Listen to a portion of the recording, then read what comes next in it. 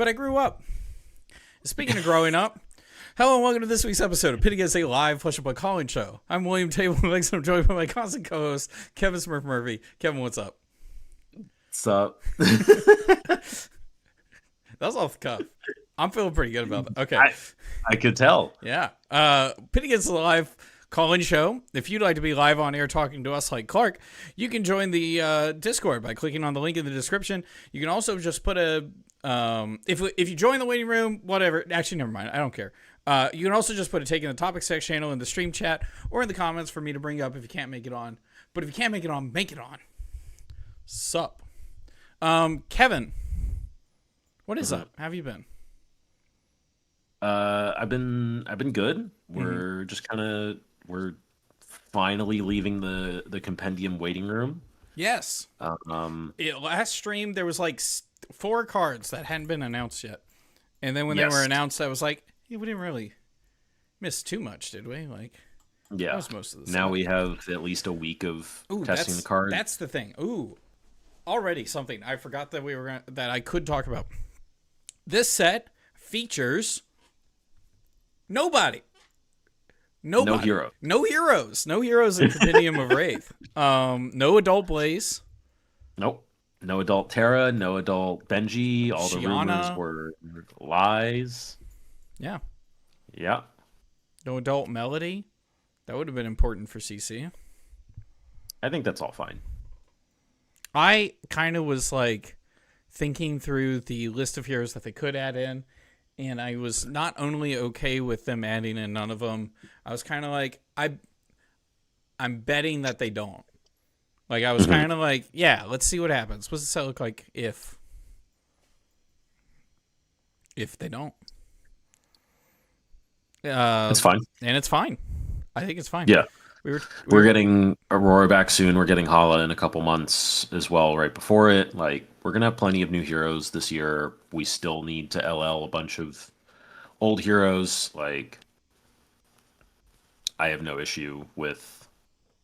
Who? Name drop a hero you want out. Bye. It's wild because, like... Actually KO. But... it's wild because it's like... I think Fi mains are excited to play Fi, but they're also not excited to lose Fi. But also, like, they weren't playing Fi because he wasn't good. Their time to play Fi was earlier. This is like seen on the cake right now, I feel like. Yeah, considering they got pseudo Art of War back. Which, speaking of that, the heroes at the top of the leaderboard in order, I believe, are Verdance. KO. Verdance. KO's number 1. Verdance. Prism Fi. Is it 5? It's either 5 Prism or Prism Fi. They're very close to each other. Yeah. What's wrong with my Brute? Like, what's wrong with your Brute? Your Brute it's not the Brute, pops the it's illusion. the weapon. Okay. Talk about cards that LSS needed to phase out like a year ago. Actually, like, talk about cards that LSS are probably going to say are design restrictions. It's either Mandible Claws or Blood Rush Bellows, but I think Blood Rush Bellows is funny / more interesting without Claw. Yes. If Blood Rush Bellows was the restriction, they would have banned it with the books. Yeah, exactly. And it's not. I think Claw is the restriction, and I think all the brutes change after KOLLs, and I think that's fine for the game because it's also going to slow the game down just a touch at least. It's going to slow Brute down at least, which means the brutes are going to have to get weird. It's Blood Rush Bellows plus Claws. Yeah. Yes, it is the combination, but you kick one out and the other one will fall over. Yeah. I don't know. Actually, you'd probably still play Claws. You're playing Claws in KO is one arm. Yeah. KO. What's his name? Underhanded Cheat. Underhanded Cheat, the reviled KO. You're playing Claw. Yeah. I believe you should. Because it's the best brute weapon. It's the best brute weapon, yeah. Turns out Surging Emberblade, pretty good. Searing, yeah. Yeah, it's the reason they cut his arm off. Holy frick. When they showed him to us and he had one arm, we were like, what the frick? And then we were like, oh, never mind, he's fine. Yeah. Oh, never mind. He just got angrier. It's like the character. If you watched One Punch Man, Metal Bat, he doesn't get hurt. He just gets more mad. Is that One Punch? Oh, that is One Punch Man. Yeah. Yeah. For some reason, I pictured One Piece in my head, but yeah. Oh no. It's one. Wrong. It is one. That is One Punch Man. Wrong one anime. Yes. I guess the Hulk is like that. That's what he is. He's like mini Hulk. Just human Hulk. He's just Karen. Who's Karen? He is a Karen. Oh, he is a Karen. Well, yeah. The angrier. He just gets angrier and stronger. His art and underhanded cheat is like the Karen when like, you know, a slight misprint happens on the label of a product, and they can on the shelf and it's wrong. They put the order in, it's wrong. It's like, I'm gonna get them. All right. But these heroes are leaving. Not necessarily right now, but how many? We're going into what's next? PQ season. Yep. How many points are we getting in that? Supposedly it's 1,500. Supposedly. When KO has a 1.5x multiplier, and Prism has a 1.5x multiplier, and Phi has a 1.5x multiplier, and Verdant is at 1x. So is it 1,500 asterisk? 1,500 base? Yes. 1,500 base. They're probably going to give out about 1,800 plus points. God dang. Because that's enough. They're not going to give out that many. They're not going to give out that many 0.5 tier points. It's only Gravy, and Gravy still is like. Gravy's pretty alright. Every deck is better. So Gravy's alright, except for the decks around him. Is what it looks like.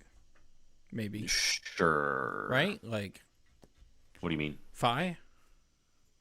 Like, I mean, there are going to be other strong decks that will contest Gravy. Yes. But Gravy is still a good deck. Like. Yeah. For sure. Top tier, but I don't know where in the top tiers he is. Yeah, he's still floating around there somewhere. So, that's enough points. Let's say it is just flat 1,500. Pretend it's old system. 1,500 is enough to LL all four of them, right? If they just split it amongst each other. Oh yeah. Yeah, more than enough. There's like 700 total points between them that they need before multipliers. What are the odds we see any of them? What's the next big event? Peak, Pro Tour. Pro Tour?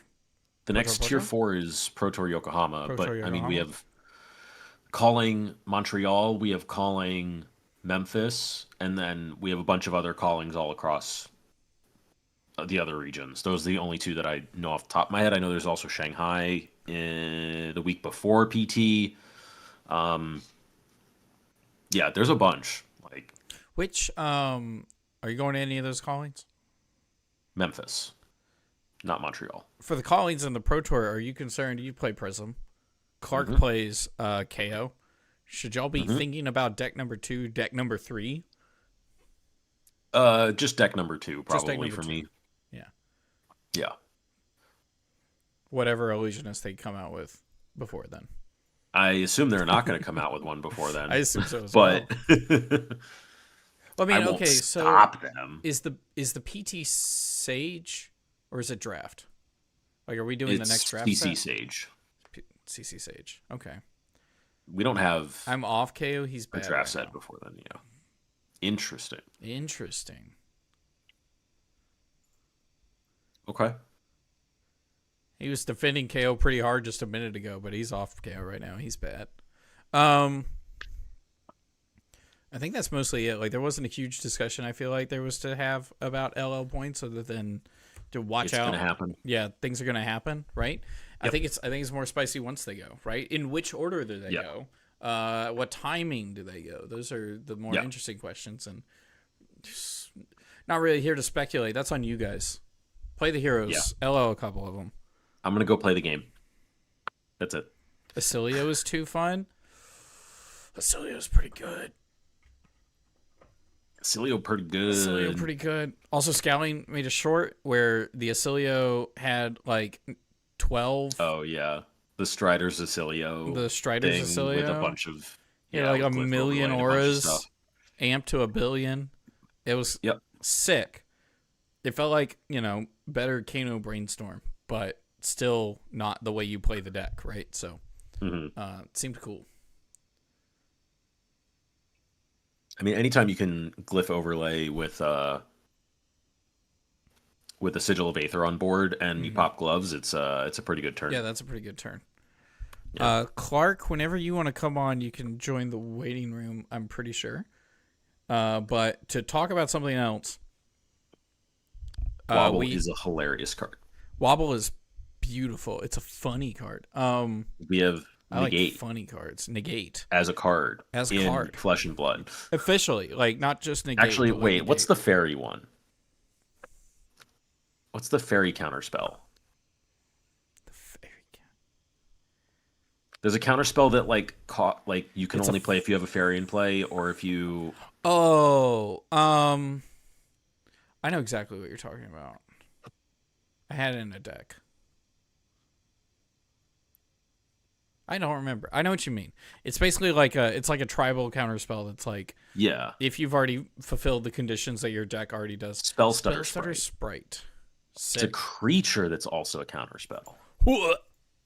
Okay, that's and it is a fairy itself. Wobble. Yeah, that's so funny. That's so funny. It fulfills its own conditions. Yeah.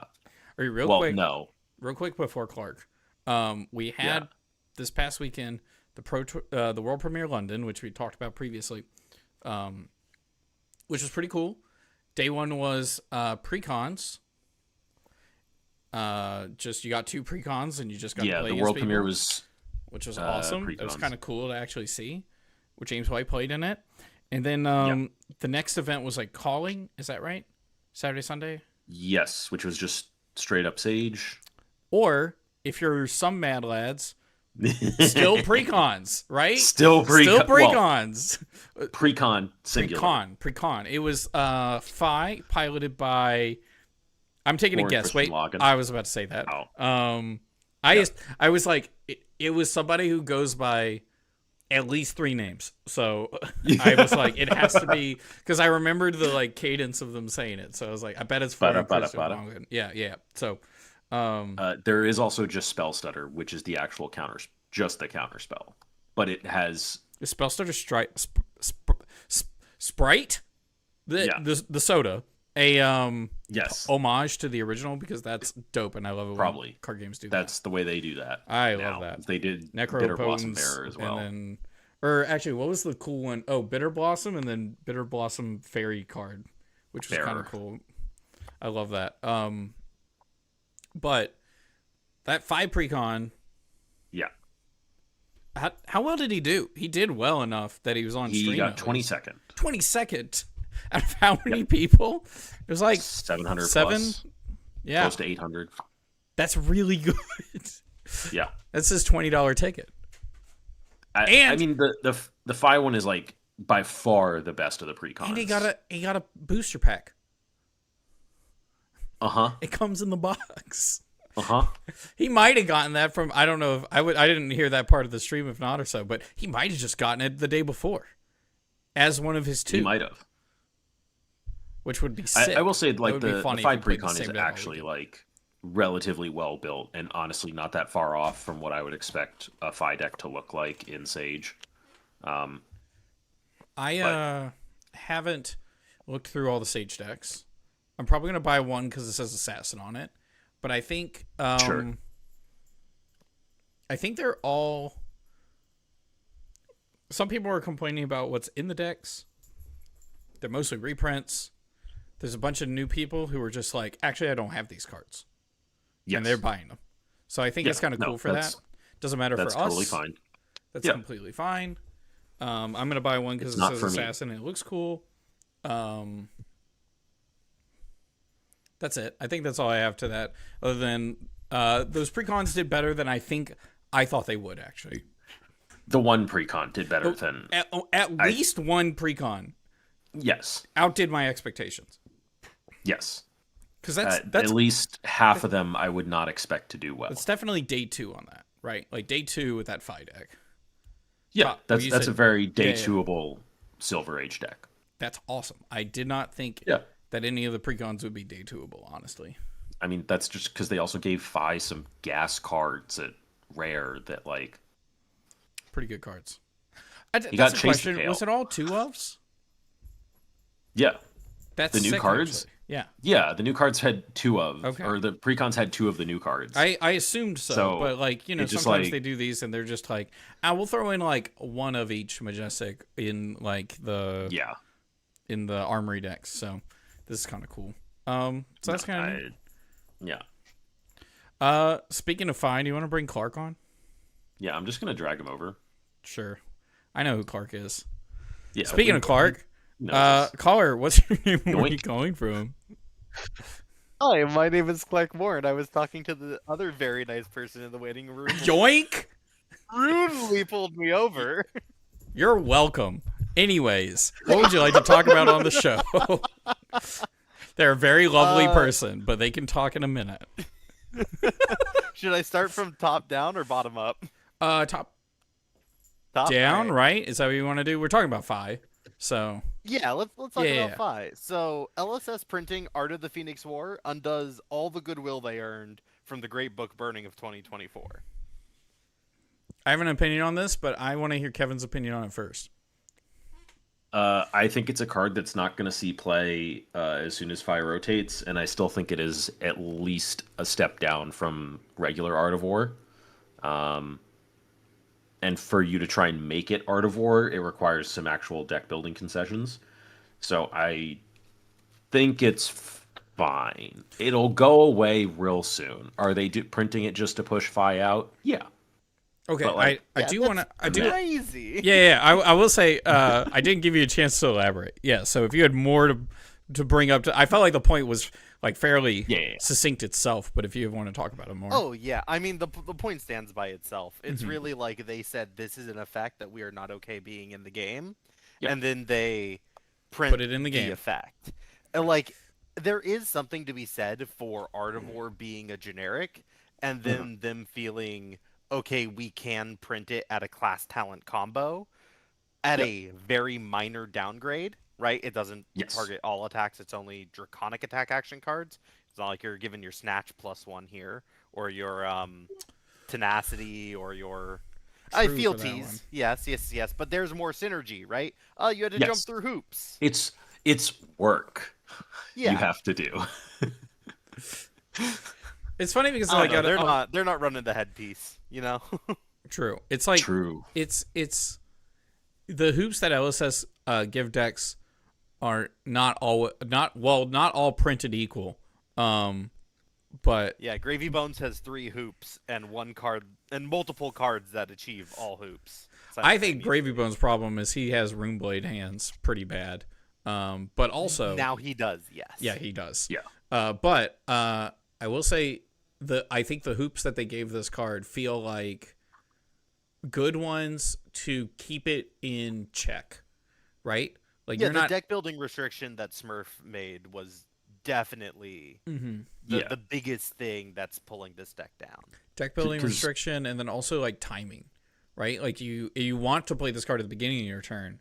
That means you need a Phoenix Flame at the beginning of your turn, and that can be kind of clunky sometimes, or not as efficient as you want it to be. Realistically, you're going to play this as on your 3rd chain link. You play your 3rd Draconic attack. You have Draconic attack, sword, 2nd Draconic attack action card. You have 3 chain links. You activate Phi and reactions. You play this with your 1 floating that you had after swinging sword and pitching a blue, and it's essentially like a 1-for-8 chain ender is what people are looking at it as, instead of like just a true Anthem effect. But still, 1-for-8 chain ender that has go again is like nuts. Kind of nutty. That's not actually what I've seen. The gameplay that I've seen from Lupine Fiasco is that's running almost like how Mario was treating Orb Weaver Spinneret.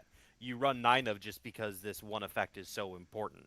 It's 9 of Rise from the Ashes, the non-attack action card that recurs a Phoenix Flame. Then you can use Findalls to lead off with the Anthem and actually get a +1 Anthem for the turn, and you start with the exact same cards in hand, but now you have the Rise From buff and the Anthem active. You have the Rise From buff, but you also sack a Chain Link in there. You don't. I mean, you're running a card that makes it harder to guarantee chain links, right? But the Phoenix Flame can also, sorry, not on the turn that you activate the Anthem. This is a combo card, right? Like you're never Yeah. playing this on a 2-card, 3-card hand. But on a No, 5-card hand, you can yeah. with 9 of Rise of, you are 100% leading off with Rise from the Ashes. You use your Find Alls to play the Anthem. You Yeah. discard the Phoenix Flame. You just Yep. spent 2 cards. You draw 2 cards, and now you have Anthem and a free buff. Sure. But that Rise Up is also just not a head jab that you could send. Like it. No, on other turns it pretty much is a head jab because you just play the Phoenix Flame as a head jab. Sure, but you also then, if you're not running multiple Phoenix Flames, that stuff gets weird. What if you it's draw that's it? a different direction that the deck has gone. What if you draw the Rise Up? What if you draw a red Rise Up? The Rise from the Ashes. Rise from the Ashes after playing Artivore. The Artivore discarded it. It doesn't banish it. It So discards you the can just play Phoenix Rise Flame. from again, and you get the Phoenix Flame right back. I guess you just play Rise from immediately, right? Like, And you don't. I'm just thinking you don't it's- care it's about not the a- combat chain a ton. yeah, At that point. I guess so. No, you're right. It's interesting. Yeah. Or It's- if you have the 1/4 fire that burns within, you just Yeah. Another way to cycle Phoenix Flames. I think they're. Yeah. I mean, when I say they're different decks, it's not like hugely different decks, but like Yeah, but you're It's a building around different- that card with a different a play different pattern, mindset, different play pattern. which is fine. But it's just like how do you want to set this card up and make it as valuable as possible? And it's like you can use it as basically a 1-for-8 chain ender that you can sometimes cheese out earlier on other stuff. Rise from the Ashes is a card that I've looked at for the deck just because it does grab that Phoenix Flame earlier, but then it also incentivizes you to run multiple Phoenix Flames so that just for other grab effects, because you start having multiple of those grab effects, especially if you run 9. Like that's going to get kind of weird potentially, although yellows and blues get flexible, but much just more how do you flexible wanna in build the 5 deck. than they are in Syndra. yes, I'm much happier to pitch a yellow or blue in Phi than I am in Syndra. Okay, so the other thing that I wanted to bring up, if we've, I don't know, we've gone back and forth on what the card is, right? And the best way to use it maybe, but like, so the point of this undoes the goodwill they earned from the Great Book Binding. I think that's a funny take. So LSS was very upfront about how Codex does not break the book banning problem because it's not drawing 2 cards in 1 turn. It's drawing 2 cards over 2 turns, which is still the same amount of... Kind of. I don't even consider it as drawing a card, right? The Codex is you're trading it for a card in your graveyard. It's not necessarily drawing a card. Well, Ponder and draw a card are different things. That too, yeah. I treat Ponder Ponder and and draw a card as different effects because draw a card implies that you'll be able to use it that turn. yes. And so I guess it is just like it's a 1-card, 2-card.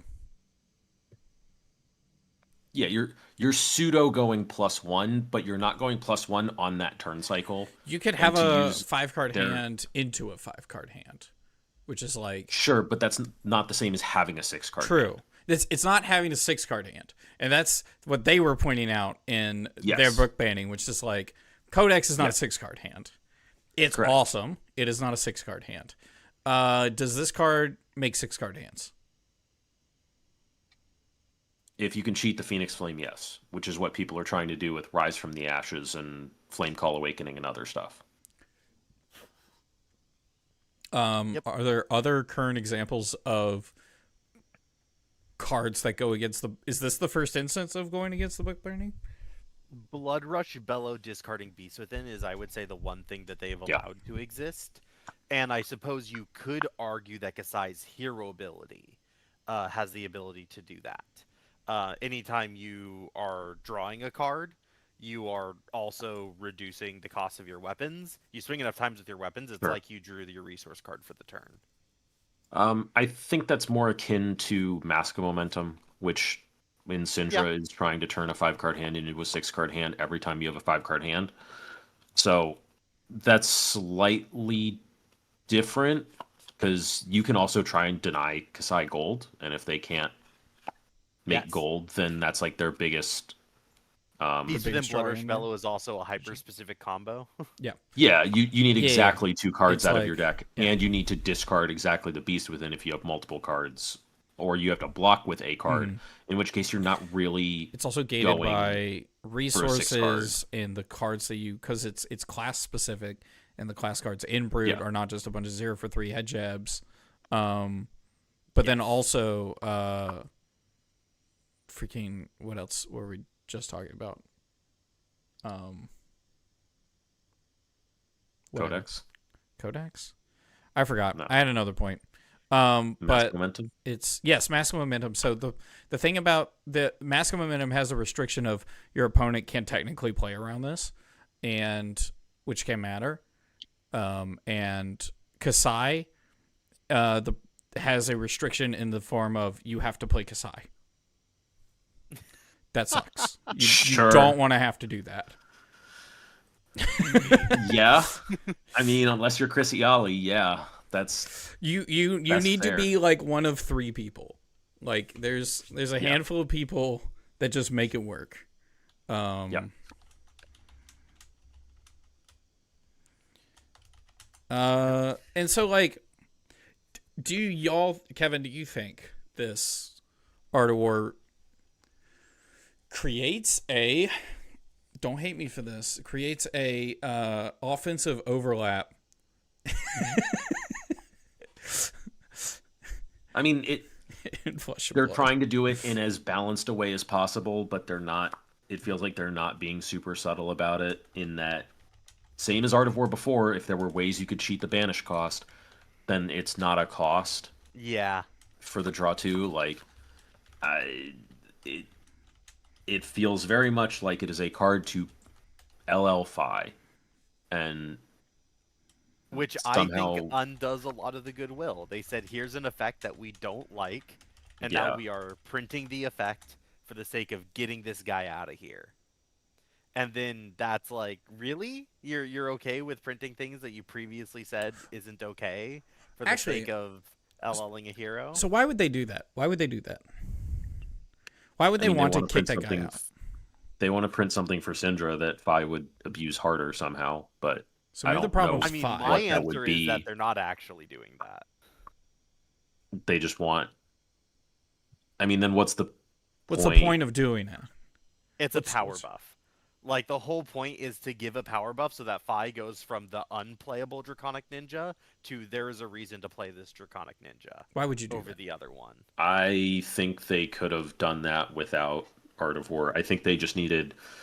Agreed. Um, But I think this is how they did it, right? Like, I think it is better when I think about what's going on in the dev room to assume that they want what's best for the health of the game rather than them trying to game their own systems to create ideal outcomes. I think they want Fi Sure. players to feel powerful and feel like they're doing Fi things, and all the restrictions that we mentioned at the beginning of this take was their justification for printing this effect. Sure. I think they could have done that and put another restriction on this card and made it not feel as terrible. Where it's like, I think it coming with an Orb Weaver Spinner-esque ban of you only get Red Rise from the Ashes would have done that. But this didn't come Maybe. with that ban. I don't even know if that's like that big a deal. Like if Rise from the Ashes is like that. I don't think the Orb Weaver Spinneret type ban of getting rid of the yellows and blues would actually matter that much for. It would have to be like you get rid of the reds and the yellows instead. I feel but- like there could be another card that could push Fi enough to where he I don't know. You just like you like, even actually if it just was like unban Toma Firebrand is like the actual call of you have to have 4 Draconic Chain Links to play it, Mhm. and then you can't do that. Sorry. Well, I mean, you could do then in Syndra it's just insane. But like you could do like head jab or draconic head jab, but when you play this, put a Phoenix Flame from your arsenal into your hand, like just some other like stupid thing. Graveyard, maybe. Just some like other small buff or something like. You just need some other restriction on this for it to actually feel balanced, which is it's all the same text it currently has, and then you have to control 3 or more draconic chain links to where you can't cheese it, and it's not buffing the entire turn, and it's doing the Tome of Firebrand thing while being Phi specific because you need a Phoenix Flame. But I don't know that printing it in its current iteration was it feels a little too intentionally pushed. I think the thing I was trying to push is Phi a design restriction different, but like in the same way that I said Mandible Claw was a design restriction? Is he holding back making draconic ninjas? I don't know how, because I keep coming back to the hero texts for both Syndra and Phi because they're just so wildly different. And like you don't play any Phoenix Flame cards in Syndra. No. Like if Phi was a design restriction, then they couldn't have printed this card. Right? Yeah. Mm-hmm. Maybe like Syndra's not going to play this. Obviously, Fang isn't. Maybe they have this, another Phoenix Flame hero in the pipeline, and they're like, we want it to come off the gate, and Phi is currently just better than them. Like we want them to kick the ground running. They want Phi 2 to come out with Dromai 2. Yeah, maybe it's something like that. Yes, please. Come out with Phi 2 and Dromai 2, and they're like, hey, we don't want this overshadowed by whatever. Yeah, this is lore driven. Why'd we go to Volcor and tell the story of the Emperor's death and then not mention the literal rebellion against the Emperor at any point in time during that story? He doesn't care about the peasants. I mean, yeah. But I don't know. I think this was pushed and there were easy ways to balance it. Or not significantly difficult ways to balance it, and they chose not to. And I think Phi is not long for this format. So Phi's just going to roll PQs. Like, that's just going to be a PQ killer. Like, by the way, this is when I said I'm off KO earlier in the chat. It's because Phi exists. Because Phi? Like, you could argue that against Syndra, KO's explosive potential allows you to get a nice draw and just outrace any good Syndra. Phi has 30 damage turns now. He's the combo can mid-range. And can mid-range and can block your disruption. Like, it's not happening. You need to target Phi way harder. And temporal wobble just means like Acilio is no longer the winning matchup that we thought it was. Mm-hmm. It's no, I'm not playing KO into this meta. Understandable. I'm not really sure what I'm playing into this meta. I mean, I think I do, but I don't. So I can understand that. Yeah. Second take? Yes. What was your second take? I already forgot it. Hit it with me. Hit me second with take, it. This one I'm actually angry about. This isn't going to be a Clark take for like I immediately goes interest. LSS needs to stop organizing massive tournaments the day of release. Stop it. Okay. I want to participate, and I can't support my goddamn LGS if I'm traveling halfway across the country to these events. I literally can't support them because I can't get the product before the event. Oh. I can't build my deck. I don't have the time to put my cards in sleeves before I'm playing in a tournament. What's going on here? So if they did sealed/draft callings the weekend of release like they used to do, would those be acceptable? I would be less bothered. Okay. I don't like them either in any form. I'd rather have a week. That's a sealed. That still has its issues, like how desirable is that? How much do people want to watch that? But they're using these tournaments as a way of being an ad. Yeah. That's what they're doing. So, like, local players in the area, and this has affected me specifically in this set because, one, there was no pre-release. Okay. So Yep. no one got any product before the tournament. Yep. And now I need to be in San Diego on Friday if I want to play in the calling. Yep. And I have to get the product there. I can Yep. only support San Diego stores. I cannot support my local LGS. There's not a feasible way of doing that while still following LSS's rules. My LGS has to break the rules to get me product early if I want to support them so I can go play in this calling. It's ridiculous. Yeah. No, I'm not normally upset like this, so y'all getting a very different side of me. I want Kevin to talk about it more before I talk about it more. Yeah. Like, get all your thoughts out, because I'm I gonna mean, this give is just the William the take. issue that we had with Nats last year. Mm-hmm. Like, it was release weekend of High Seas. They still took the time there to make the product available from pre-release, and we had a pre-release a week Yes. earlier. We did have pre-release, and we got some product, but it's still I'm not a fan of events the week of set release. It's just not my vibe, Mm-hmm.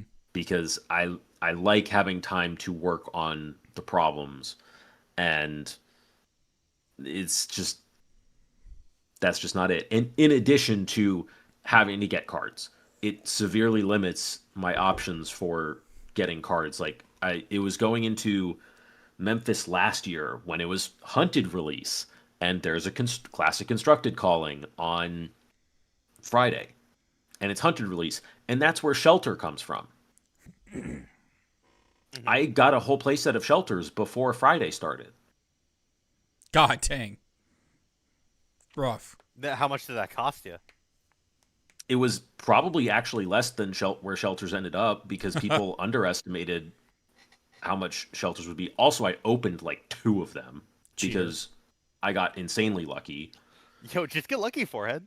Yeah, Just open them good. like any good player would. By, Just open them. by the end of Friday, I had opened a set of foil Shelters. It was stupid, but I didn't like it. I was like, I'm going to be paying an arm and a leg for these. I'm going to assume they're the same price as Weakest Link, which is in like the $60 range. Spoiler alert, they were way more. But I don't know. I'm not a fan. I've never been a fan. I'm going to continue to not be a fan.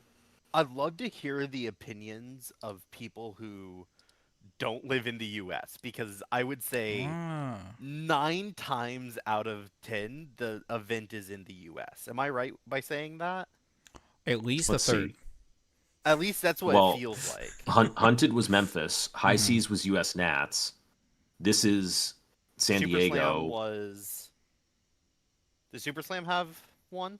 Super Slam had a world premiere, which was Montreal. Yeah, first event following that. Yeah. But I essentially what I'm fishing for is casual players, because tournament players I think are less bothered by this because they're already preparing and they have a lot of these support networks. They have a team, everyone buys a box, everyone shares things for the different decks that everyone's running. Yeah. That it's a little bit easier, I think, on them, and I think they're already spec'd into showing up early for a tournament and supporting the scene where they go travel to. So I completely understand that this is not a major inconvenience to professional players. I know that this isn't an inconvenience for people who live in the area. I'm sure San Diego players aren't that bothered by this because Friday they go support their LGS. They go to bed in their homes or apartments, and then they wake up and they go to the event. I'm sure it works out nicely for them. But people who have to travel to any regard and play even remotely casually, it seems like this is troublesome. All right. But I would like to know if people I'm gonna cut you off because that was a great spot to cut you off at. Ladies and gentlemen, entering the ring, the devil himself. Oh, yay! Is not me. I'm going to advocate for the devil. You could call me the devil's advocate. How many casual players are traveling to the world premiere? Traveling, let's say, to the at world least premiere? to a world premiere. How many players do you think probably travel to a world premiere? And by travel, I mean probably, from one side of the United States to the other, or to a completely different country. Few hundred. Probably at least half of the people who attend. Half the people? For a world premiere, yes. Mm-hmm. Which is different from the calling that follows immediately after, which I want to make clear, that is what I am upset by. Okay. Yes. Okay, how about for the calling immediately after? Significantly less. Um, A casual player is more likely to stay at home and crack boxes that weekend than to go play a calling that they don't have a deck for yet. Yeah, agreed. So, how many people is this inconveniencing? Me. Well, That's why I'm upset by it, right? It's inconveniencing. They're not attending that calling because they don't have the cards. They're going to choose to stay home and crack boxes rather than go to a calling. I mean, or an event. if they got as much time as they needed, how many people would we have in this calling? More. It's just flat out more. Sure. You would just have more people. Okay. Is it substantially more? I don't know. That's the thing. The problem is it does come down to numbers, and it is a matter of is it substantially more or not, because just make that weekend limited. The important part to all of this, limited. The unfortunate, suck it up. The unfortunate, important part to all of this is the whole weekend is an entertainment product first. It is for the people tuning into the stream first, and to hype up the set for people playing at home. And so you disappoint a couple hundred people. And you hype the living heck out of it for everyone. I think you just run limited events release weekend, and then you can start constructed events the next weekend, or you can have a showdown / battle hardened on Sunday that's constructed, because it's a battle hardened, it's not a calling. And you've been opening packs there for 2 days if you want to try and do that. And honestly, if you want limited to be a part of the game, figure out how to make coverage for it more entertaining. You're going to need to. That's also fair. That's fair. I don't have sympathy for the argument of it's bad coverage. It's like, well, that's not. Whose fault is that? Yeah, that's something you just got to work on, or you just got to make better. Or it's like when you say your product's bad, it's not it's not a crutch. It just means your product's bad. It's just bad. But so I can sympathize with that. But I guess what I'm saying is the value of having this release weekend is probably significant. It's significant enough that they keep doing it. Otherwise, they would change it. Could they rotate it then? Could it not move around the world a little bit more? Keep it out of America? I'm just saying, let it impact other communities. So Super Slam release calling was in Shizuoka. Okay, that's right, Shizuoka. So one of the last 4 was not in the continental U.S. or continental America. Is this a selfish take? Am I missing that it's not a selfish take? Okay. That's fine. No, it's fine. I just don't have those. I was just making normally I try to remove myself from these things. Sure. No, you're fine. It is both selfish and not. I can understand the not as well, but I was like, am I missing the greater good in this or not? And it's maybe a little. This one I think just finally crossed the line for me because there was no pre-release. There was literally no conceivable way. Well, that's because expansion sets are garbage. Or any of my locals to do this, and the calling is a day's drive for me. I can wake up at 7 and participate in the calling, and still go to work on Friday. I could do that, but not in a way where I also get a hold of my cards at a reasonable time. Yeah. While following the rules. Yeah. No. I think it is. So wait, I don't know. Wait, so It's fine for the people who live in the city because they're supporting their LGS. Because they actually can. Okay. There is Like no Friday, detriment. day of release, even if they work, they can go after work to their LGS, go home, put together their decks, go to bed, wake up the next morning, go to calling. There is no detriment Yeah. Okay. for the people in the area where it is. And even though I'm 2 hours out, I'm still impacted. Okay. Because there was no pre-release, because there was no early release option Yeah. for the local area. This is not to say that there is a benefit. I have to fully assume that the benefit of the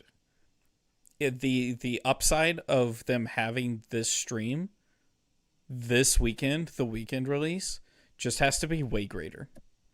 It is. That's 100%. That's their evaluation, but I don't know. I don't know. Maybe don't I'm like sitting at home watching the stream and I wasn't gonna go regardless, and I'm just like, yeah, I don't know. It's tough luck, buddy.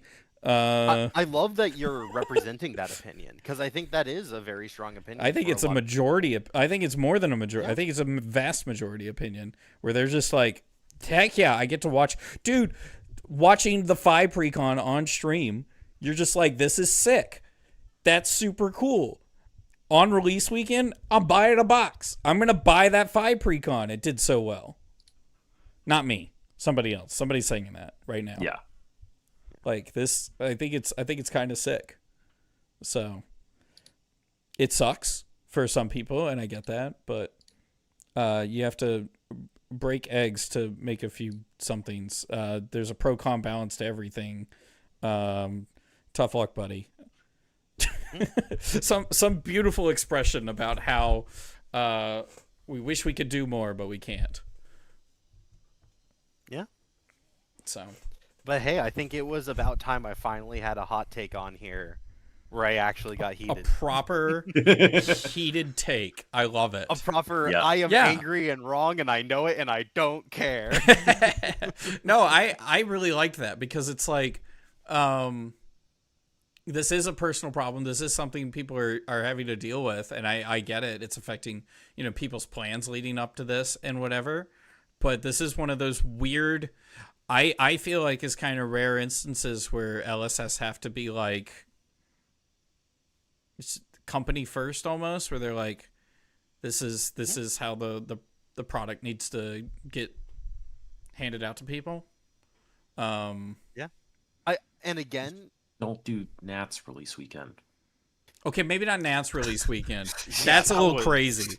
That's kind of crazy because I don't want to be rude, but I was kind of thinking like, oh, it's just a calling. We get one of those like every month, right? Like, yeah. We do have a lot more callings than we did before, which Yes. is like nice. Yeah. But I don't know. I am going to absolutely draw the line at if you do it again for Nats.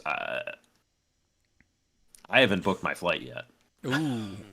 Oh, actually, I do have an announcement to make, and I think this is a pretty big one, and it's in reference to kind of what we're talking about.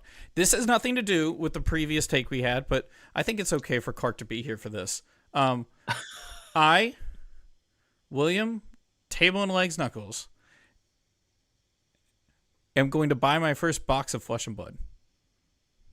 Mm-hmm. Just to open. To open it. It's not even drafting. It's not drafting. Okay, so like, here's the thing. Never do this. Never do this. Don't gamble, kids. Don't gamble. I hate gambling. It makes me upset. It makes me uncomfy. I'm here to catch the last few minutes of the live stream. Let's go, Blippi! Sick. You need to hear me apologize. Crash out. Because like I'm so against opening packs. Like, it's the house always wins. Don't open packs for value. If you find value in opening packs from the point of you enjoy the pack opening process, fine, I guess. I think that's stupid. yeah. But I also think like Polo is stupid. So like, I mean, everyone can have their own, thing that they're into. Yeah. Right. So So I don't understand when other people like it, but that's fine. So the stars kind of aligned for me to get this, right? So normally I'm okay with getting a box in the event you're going to draft it. I would buy a box if I could get 8 people to draft it with me as often as I can afford it. 100%. So you can't draft this set. Why would Williams' first box be one that you can't draft?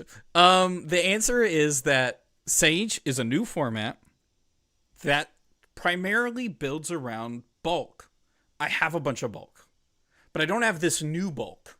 You need more bulk. I need more different bulk. And I don't know how much my locals are going to buy of this. And expansion slots, notoriously, people aren't buying a bunch of them in my local area. And so I have less bulk of Dynasty, Everfest. Actually, I take that back. I did just receive a huge an injection of Dynasty, but I actually don't have that much Everfest, which is not awesome. There's some really good cards in there. But the thing is with this set is it's bulk that I need for that. The stars also aligned in another way. I'm American, blue collar, that defines me as poor. Sure. So I can't afford a box. But we just had a snowstorm. We just had a snowstorm. Oh. We just had a snowstorm. And my blue collar job so I did something like 100 hours of work in 1 week of overnight snow removal for my municipality or neighboring one or whatever. You had 40 hours of time and a half because I made it's overnight. 3.1x what I normally make in a paycheck. Dude. And so I took Way to go. half of the excess money and I'm going to spend that on myself. And a tenth of that I can, or not a tenth of that, an amount of that, a much smaller amount of that half of the extra money can easily just accidentally fall into a box. So like, he's got disposable income.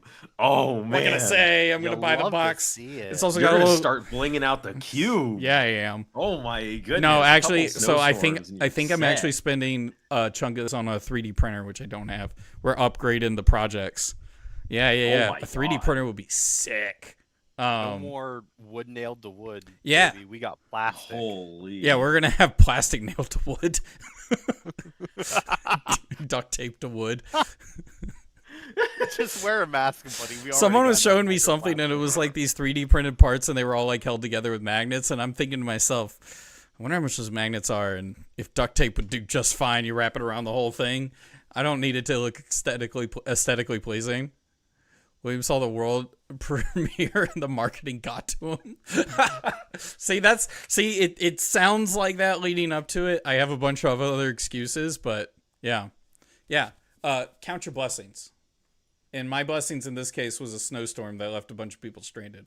So, I will say that getting a bunch of assorted bulk is one of the best reasons to buy a box, because that is where you do get the value from just opening packs. One thing that I've always done is that I always buy one case of every single set so that I can create a double large master set of all the commons, rares, and super rares. And then I'll, months later, someone will be like, hey, I'm building Wyatt. Yes. Who has this random reviled card. And I go, here's a Here's set. everything. The armpit. Yo, let me hold I have the ability to do that because I keep these master sets. Now, do I always organize it so that that is an easy process for me? No. But it is really, really nice to have the bulk on hand for your local community. Oh, yeah. And if you are someone who gets the joy of just cracking those sweet, sweet packs, it's a good reason to have it. I'm going to cry every time I open one. Not like a happy cry either, like a sad one. You're just tearing. I'm gonna be like $5 I'm gonna be like, yeah. I'm just like opening them, and I'm like to my wife, I'm like, we could draft this, right? Like, maybe shapeshifter. I know what you mean though, because you could do like a crack shuffle play with the pre-con. Crack shuffle play, pack wars. We each get 3 packs, open 3 packs. Pack Wars upgrade could your be pre-con funny. with Yeah. what you opened, and then revert it back to the pre-con list afterwards. Kevin, how much Yeah. are you buying? So I only have one case, and I got it at a discount Only one from case. MinMax through Team Ascent. Sick. And then I just bought a playset of everything common, rare, majestic from Hemel. God dang. Oh, so the case is just for funnies. Yeah, because it was heavily discounted. Okay, that's good though. Yeah. Maybe we'll do Pack Wars with a box. Yeah, do what's that what's Oh my the name of the gosh. format in Magic where like everything Pai Gao. costs? Yeah. You have infinite If mana. You could do like a Pai Gao. That's interesting. That's funny. I Yeah. think so. They're 9-card packs, right? Yeah. So you make 3 3-card decks.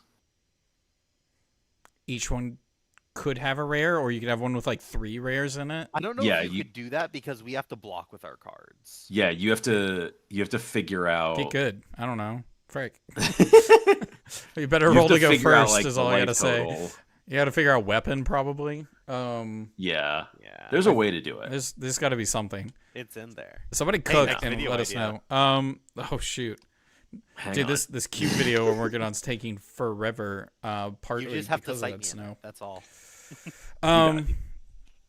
Frick, there's something else I was gonna add to that. Yeah, so I'm getting the stupid cube, or the box. I'm getting the box. So, which is like, I don't know. It's gonna be interesting. I like having the bulk. Yeah, that's what it was. You were talking about having the bulk. We had a group of people who left Magic and came to our local scene. It's like 6 or 7 people. It's actually like a very large chunk of people. That's awesome. And they all refer to me as the The bulk fairy. it was something more professional. It sounded really nice. It was like the communal like bulk house or something like that. I forgot what Okay. it was. What was it? It was That's more professional. I don't know. That What sounds what like they the said was outhouse. more professional. What I remember is not professional. I don't know. The greater community bulk. I am the owner and Keeper. Like, they just what is give it, like you all the purveyor bulk? or something of the however you would describe someone who runs a museum. I am the owner and purveyor of the greater community. Curator. I am the owner and curator of the greater community bulk.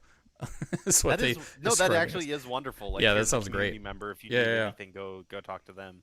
as. Yeah, it's great. That way, you don't need to chase down 8 people from 3 different locals. We had a If Sage event. This guy has yeah, it. we had a Sage event, and 4 people didn't have decks, and I brought one of them a deck. I mean, Mara and Tim also have a bunch of. They just have Yeah. decks built, and so they had decks to hand out. But I have bulk for people who want it. A bunch of people had spares. The local well from which the town draws its bulk. I love that. It's like straight out of a history documentary. Okay. Clark, thank you so much for coming on. These conversations have been great. Is there anything you wanted to shout out? Shout out Blippi for making Shout not out Blippi. one, but 2 pieces of content. My God. What? This Holy- year? Holy- He's beating me. This like month, this week. it God feels dang. like. I mean, know. Riptide kind of got paid out, in my opinion. His cards look kind of sick. Yeah, killing it. They're interesting and upgrades. then- I don't know how much they move the deck, but they are cool at least, and they're pushing design space. I think is really interesting. So, Yes. And then shout out James White for being a little bit more public around this release. Not just playing in the world premiere, but he also retweeted a lot of stuff. retweeted a lot of stuff. He engaged a little bit more, and he got a PR win by setting up that interview. I don't know if everyone's happy with who he chose. Obviously, everyone's going to have an issue with who gets chosen, but I appreciate that he is going back into the community to share Yep. thoughts and opinions. Yep. Yeah, That is a yeah. good and positive thing. Which I think I have more about that later. But Yeah, you've heard enough of me. No. I mean off So the Kevin, show. this is when you cut me off in the middle of my sentence and you kick me out of the call, just like when you brought me in. It's called bookending. You Let's go. Get him out of here. I don't want to see him.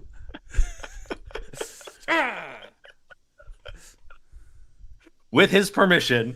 James White also brought an unsleeved deck and played it on coverage. That was sick. Yeah. That's what I want to see. Oh yeah, he got the Phi deck too. Yes, like, he did. Obviously, it's the best one. I wonder. I assume it was random. James White's a good sport about this kind of stuff, and he would enjoy winning, but he wants to do it proper. He wants to play the game. But still, he got the Phi deck. He did get the Phi deck and made it look pretty good. Yeah, he did. Unsleeved, like a classy man. All right. Unfortunately, I think we have to wrap it up kind of here. Yeah. There's a few things I want to talk about after the show, but there's not much, and I need to kind of wrap it up. We had good conversation.